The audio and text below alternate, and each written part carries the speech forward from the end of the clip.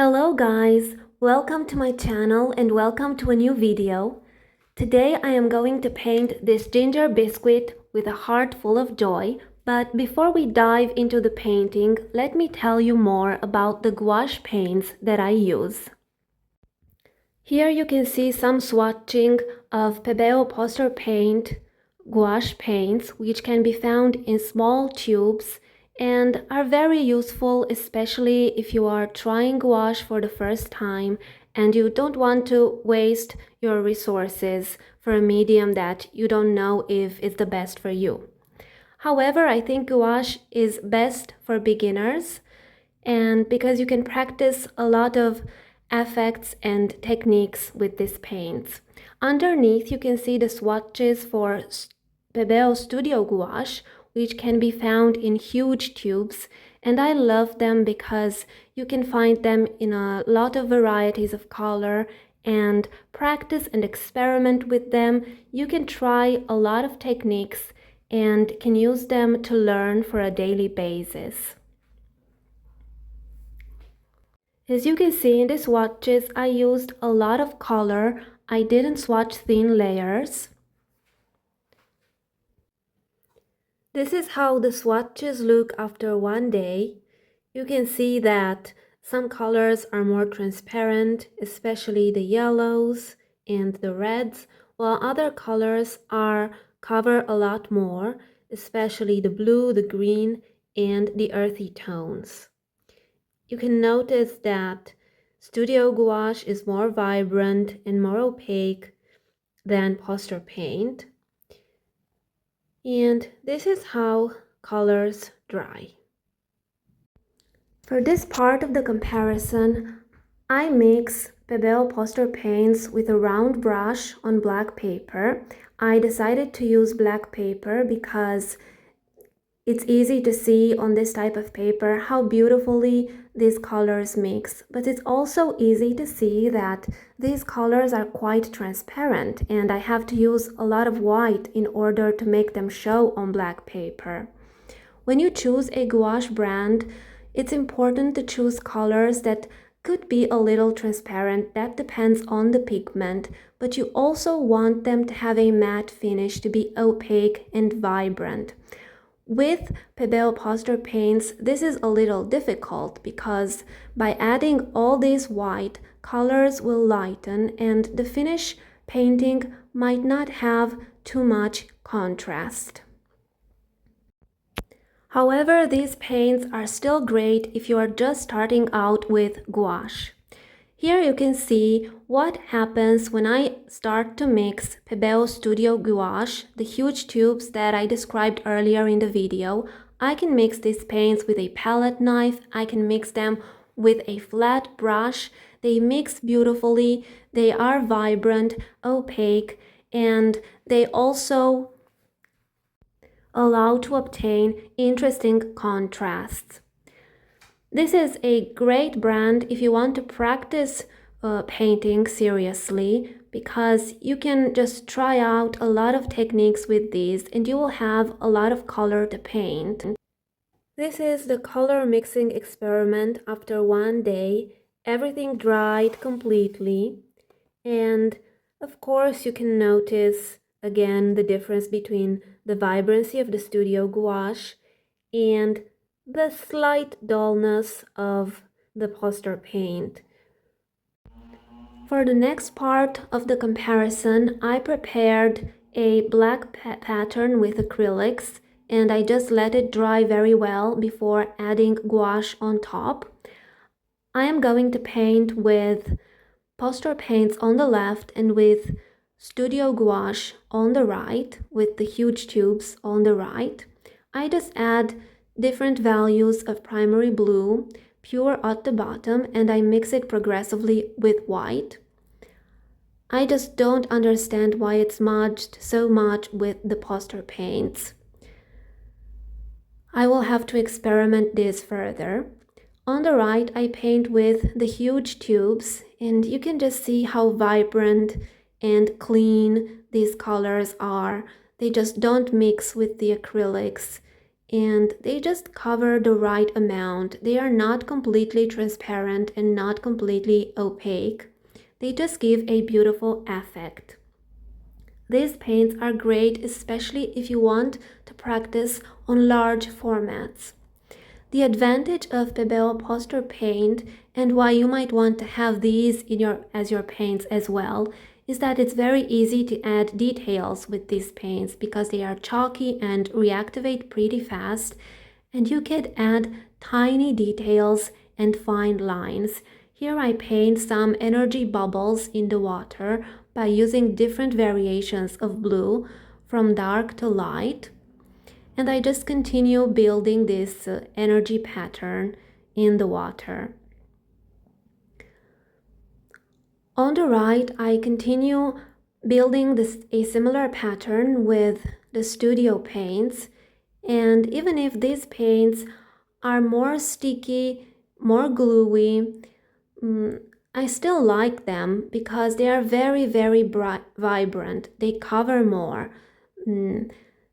They are really great to add details as well because you don't have to add too many layers, especially when you use the white. It's so vibrant and shows through more than Posca pen or other types of gouache that I tried, even more than jelly pens. I just enjoy painting with these paints. This is the result for the blending and layering experiment the day after. I really don't understand why it smudged so much here. It could be because of the paint or maybe because of the way that I painted. Maybe I was just too hard with my brush. I wasn't gentle. However, acrylics usually are waterproof. This is what I wanted. So I really can't explain why this happened. Here you can see that colors are more vibrant and everything is just more clean and the white shows more. This is how colors look after one day.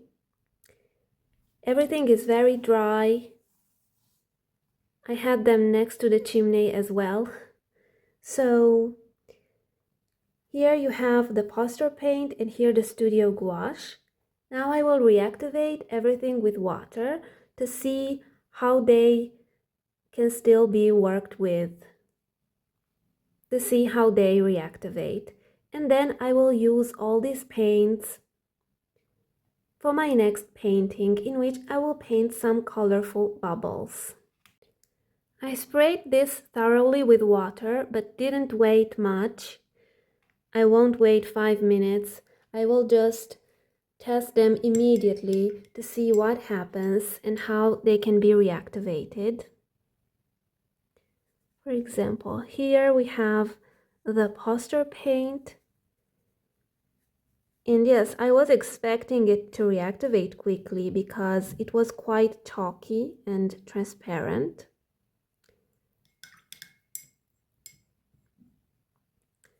Here we have the other colors.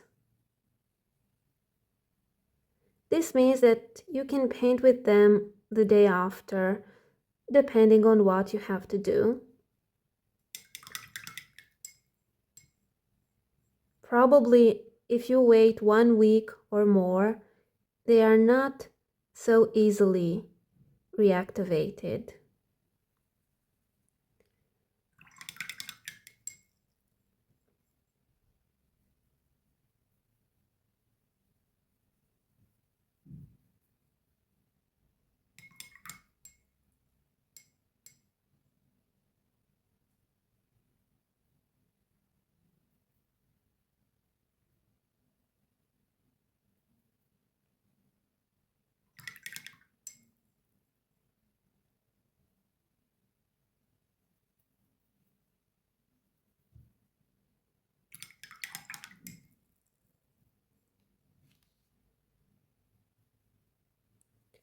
You see that the Studio Gouache reactivates a little bit differently. They were more gluey, a different product,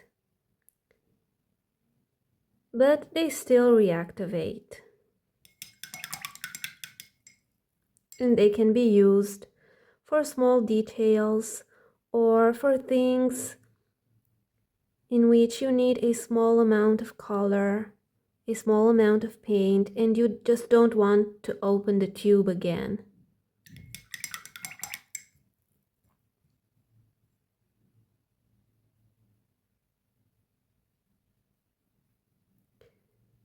It also feels that the Studio Gouache didn't dry as much as the poster paint.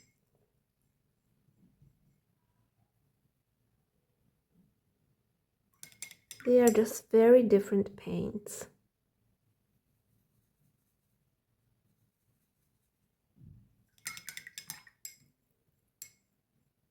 I won't reactivate the black because I don't need it to paint the bubbles.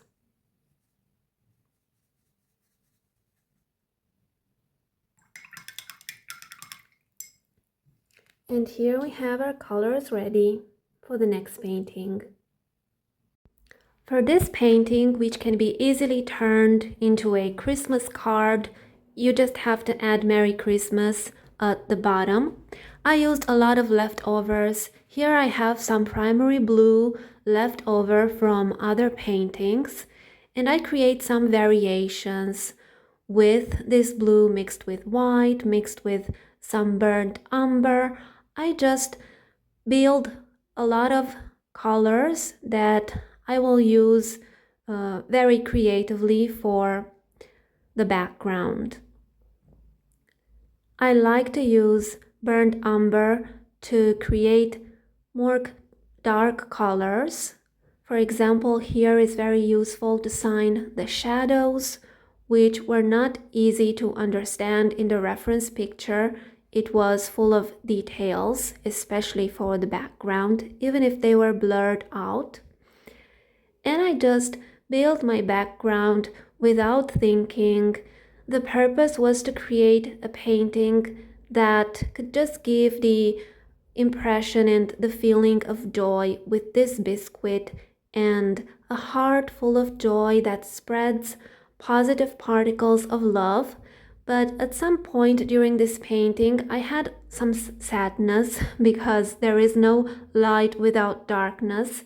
And especially in this part, it felt like me painting an eye or even a teardrop.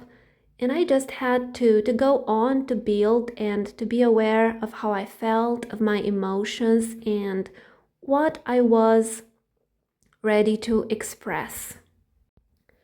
To paint the background, I use this flat brush, which is 1/2 inch, but here I switched to an angle brush to paint around the biscuit because there were some parts that are easier to paint with this angle brush or sword brush. Then I let it dry and added some other layers with lighter variations of colors. I just loved the part with the brush strokes visible, but it was a little bit too abstract. It was making me think of a lot of other things, and I think it was a little bit too much for a Christmas card or for a Christmas mini painting. It's just a mix of painting something for my friends and in the same time painting something for myself. I just continued building the background, adding layers, adding water, blending, mixing. I added some red as well because I wanted to be some hints of the red cup where we have the biscuit in the background, just to create a union between the subject and the background. Here I had to dry it with a hair dryer, and I decided to leave the background like that. It's just this energy that surrounds the heart that spreads joy.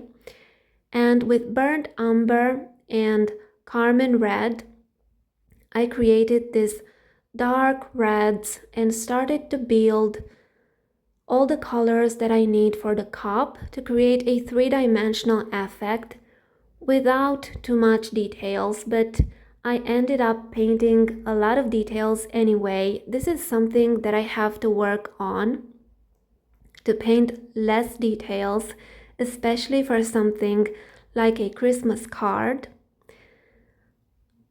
Is one of my purposes for 2025 to simplify things and try to do things a little bit easier, to enjoy the process more. It is just in my nature to focus so much on tiny details and to paint everything very realistic. That's easy for me. That's why I want to work more on the illustration part. Here I continue building the cup with different variations of red, some lighter, some darker. For the shadows, I use a very dark red, the one mixed with burnt umber, and then I add highlights with a thinner brush, with a smaller brush.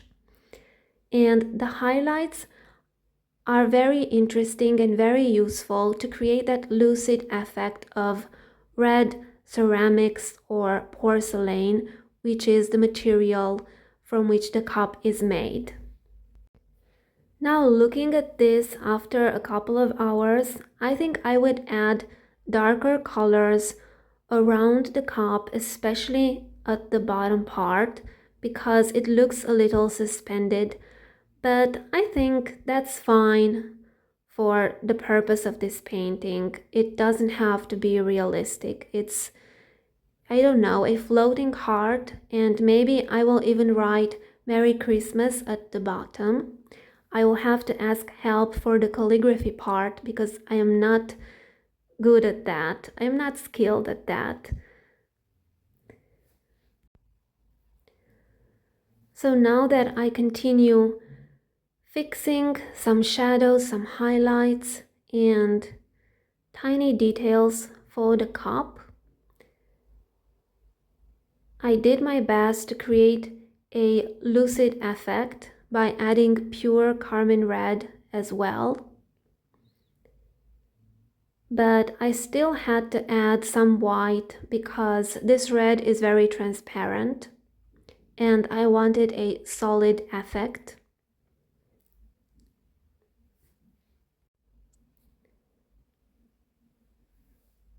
These are the last touches for the cup. And now I am just, of course, I have to, to add more shadows. It's so interesting to watch this after I painted it.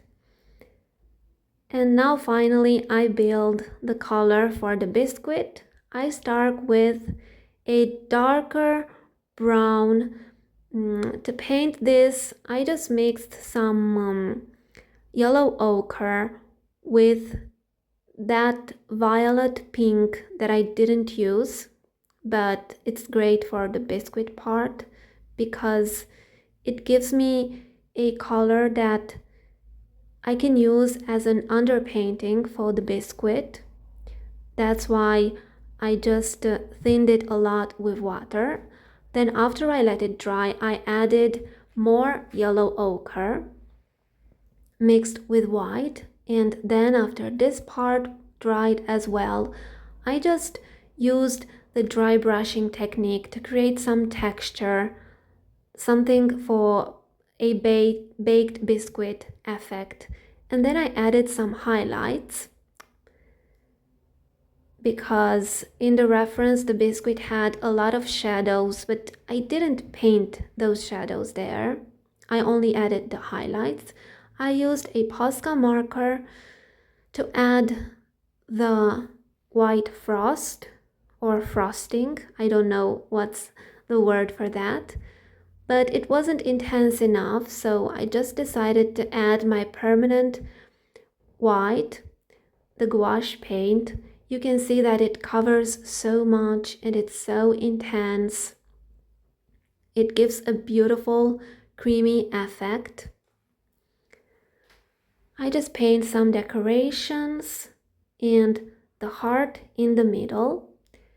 And now I just watched my previous study to see how the bubbles are going to be painted, because all these bubbles, all these tiny dots are the particles of love, positivity, and joy that just spread in different directions from the heart of the biscuit.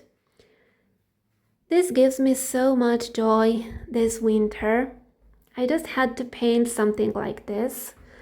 A couple of years ago, I painted a sun that would spread particles of joy, and I had all these tiny dots and tiny balls that were spreading beyond and between the sun rays. Here you can see me using the leftovers from the previous comparison. I mix everything with white because I want it to be very opaque, and here pastel colors are very useful for the effect that I wanted. I use orange, pink, violet, and a little bit of teal. For this part, the small liner, the fine liner, or even a small round brush are very useful.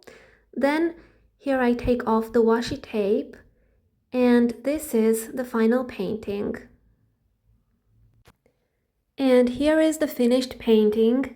Thank you for watching. Thumbs up this video if you liked it. If you want to know more about the paints that I use, check out my website for an in-depth article review.